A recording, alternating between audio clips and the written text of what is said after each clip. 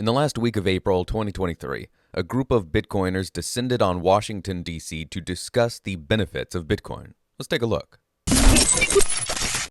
In this first clip I'm going to play, Cynthia Loomis from Wyoming talks about the importance of a clear, understood rule set that everyone can play by. Let's take a look. Part of what's driving us to continue to move forward is what's happening in the European Union, in the UK, in Switzerland in particular, in Australia as well. The EU is ahead of us. And I've had people come to my office saying, get with it. When is your bill going to pass? We need the United States to lead on this, to participate in this, to be involved in this, to lay out your regulatory framework.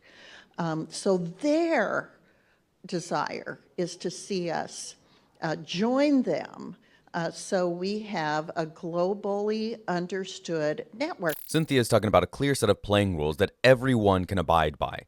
If country A is doing one thing and country B is doing something else and then country C is doing something else entirely, it's going to be really hard for businesses and people to understand the regulatory system across the world. And what will happen is that businesses through the free market will be forced to go to where it makes the most sense for them to go. This is exactly what happened with FTX. They went to the Bahamas because there was little to no regulation and they could do whatever they wanted, and they did.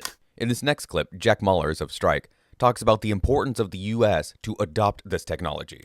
What I think the U.S. government needs to very, very seriously consider is both how Bitcoin's power can be harnessed and leveraged as a digital public utility, similar to the internet, for national security interests. This technology can't be uncreated. China and Russia will be using this in 1 to 5 to 10 to 100 years, whether we like it or not, and that's okay. But we need to think about it, and we need to think about it correctly and responsibly. And then I think we need to think about how the payments technology can fix material distortions in our country. And again, I could be wrong. I'm not giving advice. I'm clearly very biased and passionate. But just as an exercise as Americans, this is our duty to not only our country, but to the free world. The great writer and thinker Aldous Huxley talks about people that wear leather. The more leather somebody wears, the more it hides the light of you, that true, unique, burning soul of yours. Something I like so much about Jack is that he doesn't seem to wear all that much leather. In that clip, he says that he's biased. He clearly likes Bitcoin. He likes what it enables. He likes what it empowers people to do across the world. And he says that right there. He's not trying to hide it. But he also says that other people, other countries are going to embrace this technology. Russia, China, many others. And if we don't buy a ticket to that train, the rest of the world is going to keep on chugging along without us. This next clip of Troy Cross talking about energy goes on a little bit longer than the others, so I've sped it up to 1.5 speed. I hope you can follow along. Is using energy bad? This is what's interesting. Electricity is unintuitive as a good. It's not like some kind of stable good. It's like food that rots instantly. You either use it or lose it. In our system, we have to create an abundance of energy all the time in case people use more. And so we are constantly wasting tons and tons of energy. We're wasting in transmission. We're wasting in the sense that we, for instance, just don't, we have more capacity at solar plants and wind plants than we actually have inverters for and capacity to send to the grid. There's wasted energy all throughout the system. There's 4.7 times as much methane gas just burned in oil fields, just burned, than the entire Bitcoin network uses. So waste energy is rampant throughout the system, and it's only going to get worse because intermittent renewables bake in waste, and we're planning on tripling electricity generation, at least tripling, maybe quadrupling or quintupling.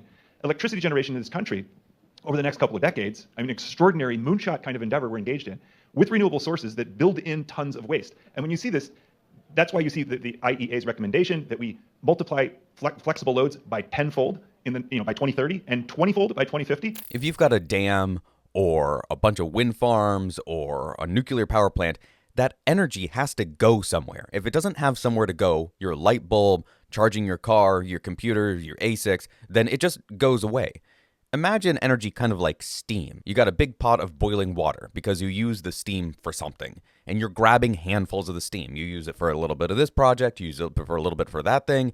Well, most of that steam is just going to go away, but you have to keep on generating the steam for those uses that you use it for. In this very easy to understand chart, you've got total energy sources on the left, and that's 100%. 38.4 of that is electricity generation, and 25% of that is wasted. Of that 100% of total energy, not just electricity, but of all energy, 67.1% is wasted energy. That's a lot of waste. Much more of that could be used if there were flexible loads, which is exactly what he's talking about. Imagine, back to my steam analogy, that you've got this boiling pot of water and you're using the steam for the things that you need it for. I don't know what you need the steam for, but you do. You use it for this thing, you use it for that thing, project A, B, and C, but then all of the rest can be used for Bitcoin mining. Then, as people needed that steam for their other uses, washing their car, cleaning their hair, making a game, whatever, they could tap into that and the miners could go offline. The importance of flexible loads that Bitcoin mining provides cannot be overstated. The entire Bitcoin Policy Institute Summit took place in Washington, D.C. at the end of April 2023. And I'm happy that these kind of things are happening. I'm also very happy to see most of the people on that stage were of a younger generation. There were people that actually know what they're talking about. One of the most disheartening things to see when it comes to politics is these ancient relics of individuals up on stage, up on their podiums, up on their chairs, talking about things that they clearly have no idea about. We've all seen it. These are some classics from about 5 years ago when senators and congresspeople were talking to Mark Zuckerberg. These are just rather painful in some cases, so I've sped it up to 1.5 speed. You said back then that Facebook would always be free. Is that still your objective? Senator, yes. Well, if so, how do you sustain a business model in which users don't pay for your service? Senator, we run ads. I'm communicating with my friends on Facebook and indicate that I love a certain kind of chocolate. And there's my picture with Senator Dan Sullivan's family. Same schools I went to, but a whole lot of Russian friends. Dan Sullivan's got a very attractive family, by the way. And all of a sudden I start receiving advertisements for chocolate. What if I don't want to receive those commercial advertisements? You know, the platform you've created is really important. Now, my son Charlie, who's 13, is dedicated to Instagram, so he'd want to be sure I mentioned him while I was here with you. So how many data categories do you store, does Facebook store, on the categories that you collect? Senator, can you clarify what you mean by data categories? There's some past reports that have been out there that indicate that Facebook collects about 96 data categories for those 2 billion active users. That's 192 billion data points that are being generated, I think, at any time from consumers globally. So how many does Facebook store out of that? Do you store any? Senator, I'm not actually sure what that is referring to.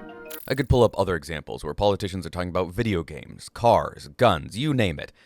Without fail, there is somebody in the political space that has absolutely no idea what they're talking about with these rules and regulations. And on the surface, that's not that big of a problem. It would be actually kind of weird if somebody was an expert in every field. The problem is that these very much not experts are making rules and regulations that dictate the way that you and I have to live. That's where the problem comes up. This is why it's so important for things like the Bitcoin Policy Institute to help educate people on the Hill in Washington, D.C. We need people going out, talking to their representatives, talking to their politicians, and sharing what exactly Bitcoin is and why it's not something to be feared and certainly something to be embraced. Here at Simply Bitcoin, we try to remain as apolitical, politically neutral as possible. But as Nico has said in some of the recent live streams, it's impossible to stay entirely out of politics. Even if you never vote, you don't talk to a state representative, or do anything with politics, you are still under the umbrella of the rules and regulations that those politicians that you have nothing to do with have something to do with your life. My advice to you, even if you want to remain as far out of the political game as possible, is to at least be aware of what is happening, so that when somebody talks to you or asks you a question about why this is happening or why that's happening, you can accurately inform them about these things. About a year from now, in April of 2024, the next halving will happen. And if you have let your friends, family members, co-workers know that you're interested in Bitcoin in any way whatsoever, I foresee that in the next 9 or so months, people are going to start coming to you with all sorts of questions. They're going to want to know why Bitcoin is on the rise again, and is it going to go down again, and how can they get some, and how can they be sure that they have it safely and securely so that something like FTX doesn't happen to them. And if you have spent your time here on Simply Bitcoin and other places informing yourself, reading up, learning about this, you will have those answers for them. That is the number one piece of advice I have for you. Learn those things. Do the best you can to go back in time to that point where you didn't know anything about Bitcoin. Maybe come up with a list of questions about what it is that you wanted to know about Bitcoin, and then have clear, objective answers for those questions that people are almost certainly going to have for you. I'll end with a pair of questions. First, what is the number one thing that you have difficulty explaining to people about Bitcoin? And secondly, If you could sit down with a politician, what is the number one thing that you think they should know about Bitcoin?